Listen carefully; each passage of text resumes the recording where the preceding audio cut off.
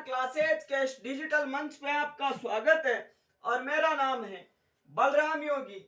और पिछली क्लास में मैंने आपको बीकानेर के इतिहास के बारे में बताया था और मैंने आपको ये बताया था कि जो बीका है, इस बीका के द्वारा 1465 में अपने पिता के एक ताने के ऊपर मारवाड़ का क्षेत्र छोड़कर बीकानेर वाले क्षेत्र में आ जाते हैं और करणी माता के आशीर्वाद से आखा तीज के दिन बीकानेर में एक नवीन राठौड़ सत्ता की स्थापना कर दी जाती है। उसके अलावा मैंने आपको ये बताया था कि बीका के द्वारा जो पांडु गोदारा था, इस पांडु गोदारा की सहायता की गई।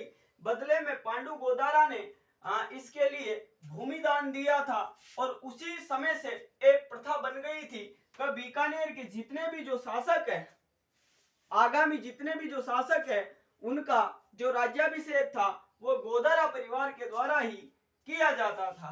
तो आज अपन उसी क्रम में आगे की चर्चा करते हुए आगे क्या और किए जाते हैं इस क्षेत्र में कार्य बीका के द्वारा, उनके बारे में चर्चा करने वाले हैं। तो शासक कौन? राव बीका। बीका के द्वारा और क्या किया गया? तो बीका के समकालीन अगर अपन मारवाड़ के शासक की बात करें, मारवाड़, तो मारवाड़ के जो शासक थे उनका नाम था राव जोधा। यानी बीका के समकालीन मारवाड़ के शासक राव जोधा, जो कि इस बीका के क्या लगते थे? पिताजी लगते थे। तो जोधा के एक रानी आती है और रानी का नाम था जसमादे।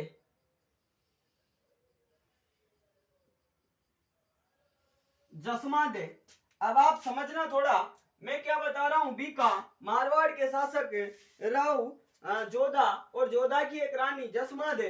तो एक दिन ये जो जोधा था ये दरबार में बैठा हुआ था और इसको एक ख्याल आया कि क्यों ना बीका को बुलाया जाए और अपन जीवित रहते बीका से इस बात को कह दे कि बेटा तू जो ये मारवाड़ का क्षेत्र है इसमें से अपना हिस्सा मत लेना, क्योंकि तूने एक अलग नगर बसा लिया है बीकानेर। तो आप अपने भाइयों से अर्थात इस जोधा के द्वारा अपने पुत्र बीका को यह कहा गया कि जैसे ही मेरी मृत्यु हो जाएगी तो आप इस मारवाड़ वाले क्षेत्र में से, जोधपुर वाले क्षेत्र में से अपने भाइयों से हिस्सा मत लेना, ऐसा बोलना चाहता था ये राव जोधा।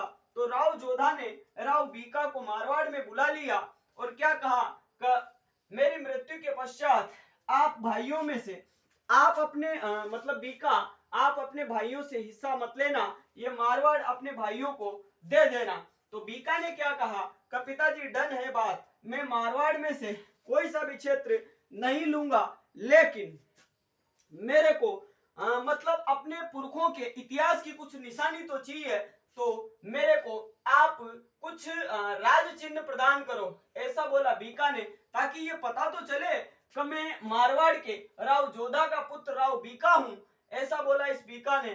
तब जोधा ने कहा कि बेटा कोई दिक्कत नहीं है, आप को जो राज चिन्ह चाहे आप ले सकते हो, लेकिन ऐसा कहने के कुछ समय पश्चात ही इस जोधा की मृत्यु हो जाती है और जोधा के पश्चात अगले जो मारवाड़ के शासक बनते हैं राव सातल। तो राव सातल का भी कोई लंबा चौड़ा काल आता नहीं है और राव सातल की भी मृत्यु हो जाती है। उसके पश्चात अगले जो शासक बने उनका नाम था राव सूजा। और इस समय तक जब ये सातल की जोधा की मृत्यु होती है, सातल की मृत्यु होती है, इस समय तक बीका अपने आसपास के क्षेत्रों को जीत रहा था। तो अब जब मारवाड़ में राव सूजा का शासन आया तो उस समय बीका उन क्षेत्रों को जीतकर फ्री हो चुका था और अब बीका के मन में ये ख्याल आया कि क्यों ना जो राज चिन्ह पिताजी ने मेरे को प्रदान किए गए थे या मेरे को देने का जो वादा किया गया था, क्यों ना उन राज चिन्हों को अब मैं ले आऊं। तो बीका बीकानेर से रवाना हुआ और कहां पे आ गया? मारवाड़ में। और मारवाड़ में उस समय शासन था राव सूजा का। तो जब राव सूजा से इस बीका ने कहा कि जो पिताजी हैं वो मेरे लिए जो राज चिन्ह देके गए थे आप उनको मेरे को प्रदान करो, तो राव सूजा ने कहा काहे के राज चिन्ह, किस बात के राज चिन्ह, ऐसा करके कहने का मतलब इस राव सूजा के द्वारा जो राज चिन्ह जो देने की बात हुई थी बीका को, उन राज चिन्हों को देने से मना कर दिया जाता है। फिर बीका के द्वारा इस मारवाड़ के ऊपर आक्रमण किया जाता है, लेकिन बीकानेर और जोधपुर की सेनाओं के मध्य में किसी भी प्रकार का कोई युद्ध नहीं होता है। ये आया तो था लेकिन यहाँ पे युद्ध वगैरह नहीं हुआ था। और इस समय जो राजमाता थी जसमादे, इस जसमादे के कहने पर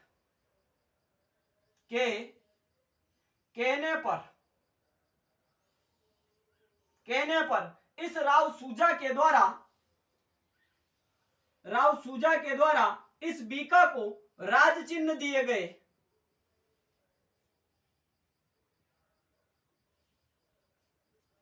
अर्थात फिर क्या हुआ, युद्ध को रोकने के लिए, वैसे तो युद्ध हुआ नहीं था लेकिन फिर राजमाता जसमादे ने इनको समझाया राव सूजा को कि आप दोनों आपस में भाइयों के भाई हो तो आप ऐसे लड़ने से होगा कुछ नहीं। और राजमाता जसमादे के समझाने पर इस सूजा के द्वारा इस बीकानेर के बीका को क्या कुछ राज चिन्ह दिए गए। और उन राज चिन्हों में अगर अपन बात करें तो जैसे मारवाड़ के जो शासक थे राव जोधा, ये जो राव जोधा थे ये हड़बू सांखला से आशीर्वाद लेने के लिए गए थे और हड़बू सांखला ने इस बात की भविष्यवाणी की थी कि आप जोधपुर के राजा अवश्य बनोगे और एक कटार समर्पित की थी।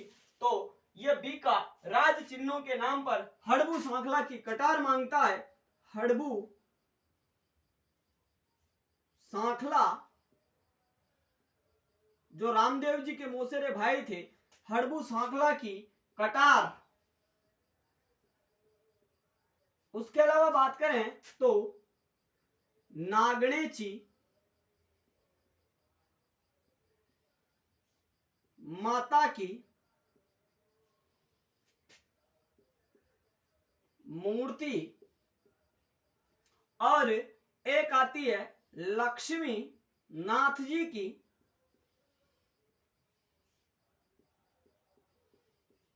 मूर्ति।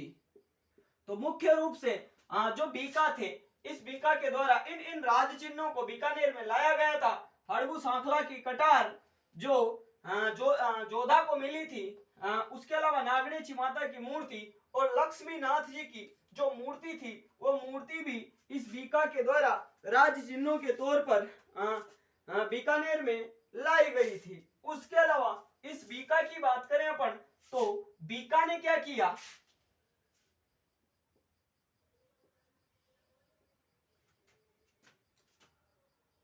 बीका ने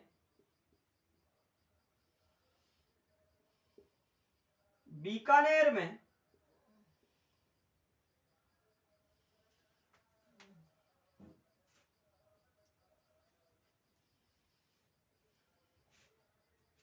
बीका ने कोडमदेसर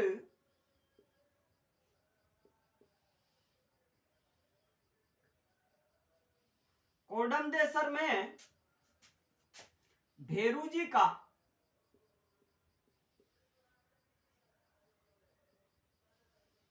मंदिर बनवाया। यानी कोडमदेसर जिसको ये पहले अपनी कैपिटल बनाना चाहते थे, राजधानी बनाना चाहते थे, लेकिन भाटियों के विरोध की वजह से इनको बीकानेर राजधानी बनानी पड़ी थी। तो उन्होंने इस बीका ने कोडमदेसर में किसका मंदिर बनवाया, भेरू जी का मंदिर बनवाया। और आज भी उस मंदिर में ये मान्यता है कि वहां पे अगर कोई भी मन्नत मांगते हैं तो ताला वगैरह बांधा जाता है। तो ऐसे करके इन्होंने कोडमदेसर में भेरू जी का मंदिर बनवाया। उसके अलावा इसने बीकानेर में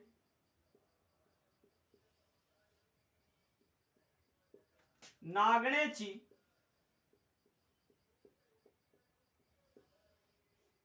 माता का मंदिर बनवाया, जिसकी प्रतिमा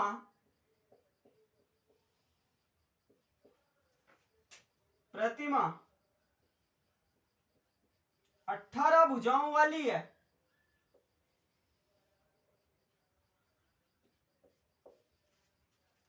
वाली है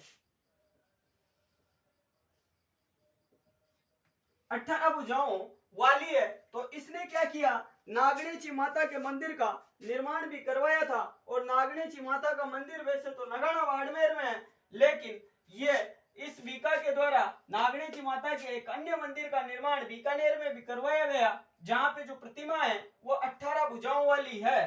तो एक बार फिर मैं आपको बताता हूं बीका।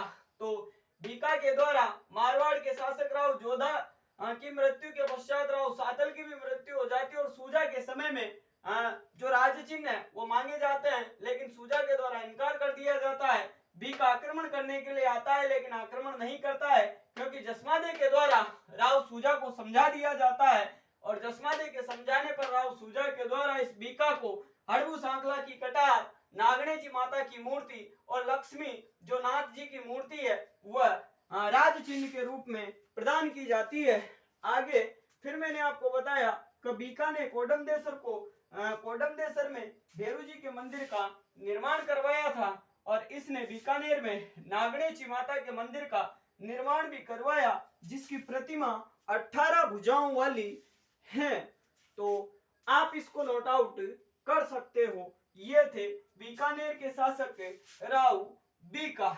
इसके पश्चात अपन अगले बीकानेर के शासक के बारे में पढ़ेंगे, और अगले जो बीकानेर के शासक बनते हैं उनका नाम है राव लूणकर्ण। तो आप इसको नोट आउट कर सकते हो। अगले जो शासक बनते हैं बीकानेर के उनका नाम आता है राव लूणकर्ण, जिसको बीटू सूजा द्वारा रचित राव जयसिरो छंद में कलयुग का कर्ण कहा गया है। तो अपन उसी लूणकर्ण के बारे में चर्चा करने वाले हैं। तो अगले जो बीकानेर के शासक बनते हैं उनका नाम आता है राव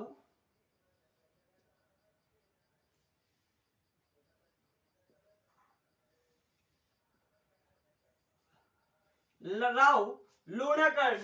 तो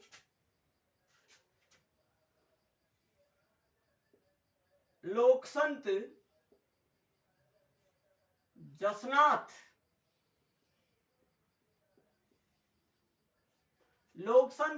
जसनाथ जी के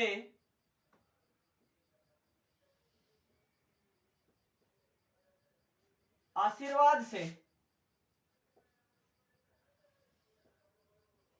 शासक बना था। जो लोकसंत जसनाथ जी आते हैं उनके सहयोग से ये राव लूणकर्ण बीकानेर का शासक बना था। और जसनाथ जी के द्वारा जसनाथी संप्रदाय चलाया गया, जिसके द्वारा अग्नि नृत्य किया जाता है। और इनकी प्रमुख पीठ कत्रियासर गांव बीकानेर में आती है। लेकिन अब जब अपन लोकसंत पढ़ेंगे तो उस समय इनकी काफी चर्चा करेंगे। तो अभी आप ये याद रखोगे कि राव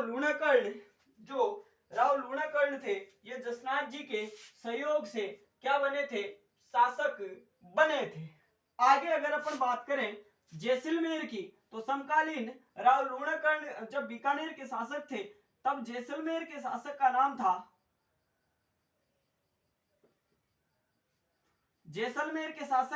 था रावल जैतसी।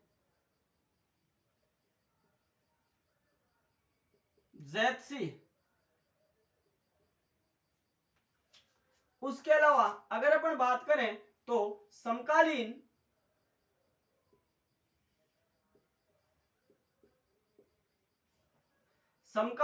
राव लूणकर्ण के समकालीन अगर नागौर के शासक की बात करें तो नागौर के शासक का नाम आता है मोहम्मद खां। नागौर के शासक का क्या नाम था? समकालीन नागौर शासक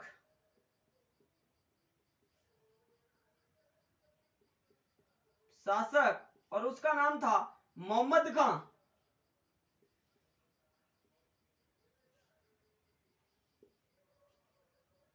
मोहम्मद खां।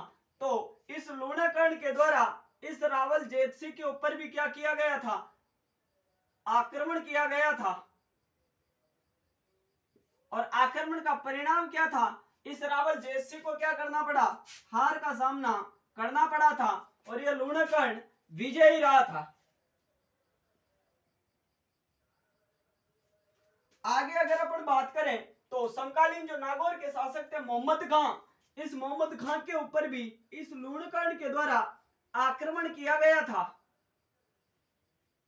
आक्रमण, और आक्रमण में इस मोहम्मद खां की क्या हो जाती है, हार, और ये लूणाकर्ण इस युद्ध में भी क्या रहता है, विजयी रहता है। उसके अलावा इस लूणाकर्ण की अगर अपन उपाधि की बात करें, उपाधि, तो उपाधि आती है कलयुग का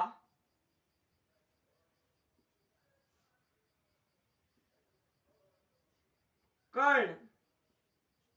कलयुग का कर्ण किसे कहा जाता है, तब आपका आंसर क्या बनेगा, राव लूणाकर्ण को कलयुग का कर्ण कहा जाता है। तो उसके अलावा इनके द्वारा जो नागौर के शासक आते हैं मोहम्मद खां, उनको डिफीट किया जाता है, और जैसलमेर के जो शासक आते हैं रावल जेतसी, उनको भी इनके द्वारा डिफीट कर दिया जाता है। और इस बीकानेर वाले क्षेत्र में एक झील आती है लूणक रणसर झील, तो उसका निर्माण भी इसी के द्वारा करवाया जाता है।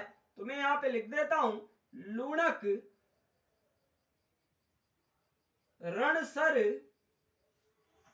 झील का निर्माण इसी ने करवाया।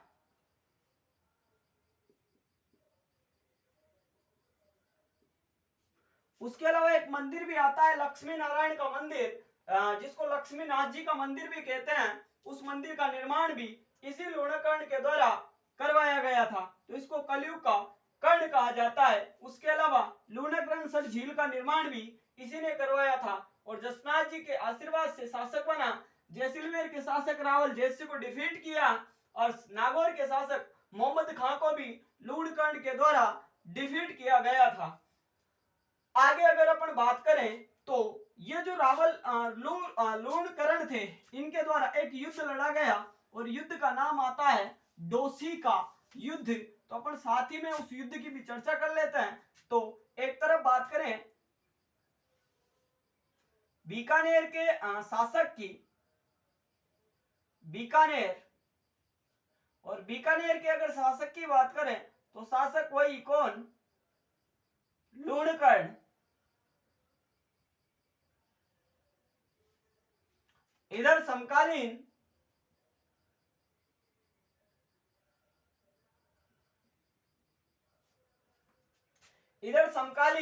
नारनौल के शासक की बात करें, नारनौल, और ये नारनौल कहां पे पड़ता है, हरियाणा में। तो समकालीन नारनौल जो हरियाणा में पड़ता है, यहाँ के शासक की बात करें तो शासक का नाम था अमीबीरा।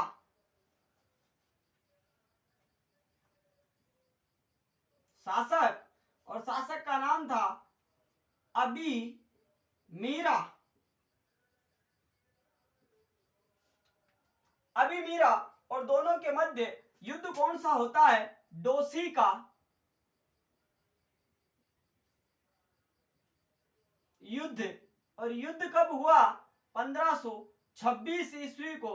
इन दोनों शासकों के मध्य में डोसी का युद्ध होता है। एक तरफ बीकानेर के शासक लूणकर्ण, और दूसरी तरफ नारनौल हरियाणा के जो शासक थे अबीमीरा, और इन दोनों के शासकों के मध्य में क्या हो जाता है, युद्ध। और युद्ध का परिणाम क्या रहता है, इसको हार का सामना करना पड़ता है, और ये इस युद्ध में विजयी रहता है। और इस युद्ध के दौरान इस लूणकर्ण की क्या हो जाती है, मृत्यु हो जाती है, अर्थात यह वीर गति को प्राप्त हो जाता है।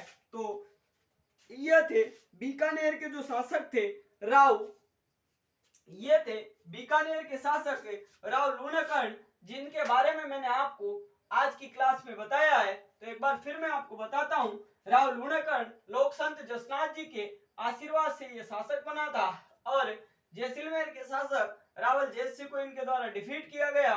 समकालीन नागौर के शासक मोहम्मद खां को डिफीट किया गया और एक युद्ध आता है डोसी का युद्ध, तो 1526 ईस्वी को हुआ था। बीकानेर के शासक लूणकर्ण एक तरफ, दूसरी तरफ नारनौल हरियाणा के शासक अभिमीरा, और इस युद्ध में अभिमीरा के द्वारा लूणकर्ण को डिफीट कर दिया जाता है और इसकी मृत्यु हो जाती है। उपाधि एक वो आते हैं कवि बीटू सूजा, जो राव जेत सिंह छंद ग्रंथ लिखते हैं, अगले शासक बनेंगे रावल जेत सिंह, तो उसके बारे में भी मैं आपको बताऊंगा। तो एक दरबारी विद्वान आते हैं बीटू सूजा, और उसके द्वारा एक ग्रंथ लिखा गया था राव जेसिरो छंद। उसमें इस राव लूणकर्ण को कलयुग का कर्ण कहा गया है और लूणकर्ण सर जो झील है इसका निर्माण भी इसी राव लूणकर्ण के द्वारा करवाया गया था, जो बीकानेर के क्या थे, शासक थे। तो आप इसको नोट आउट कर सकते हो। आप लोग ज्यादा से ज्यादा इस चैनल को सब्सक्राइब करें और अपने दोस्तों के साथ में शेयर करें, और इस चैनल के प्रति आपका जो प्रेम है वो ऐसे ही प्रकट करते रहें। तो इन्हीं शुभकामनाओं के साथ में आज अपन इस सेशन को यहीं पे विराम देंगे। तो आज की क्लास और अभी के लिए इतना ही। धन्यवाद। आपका दिन शुभ हो।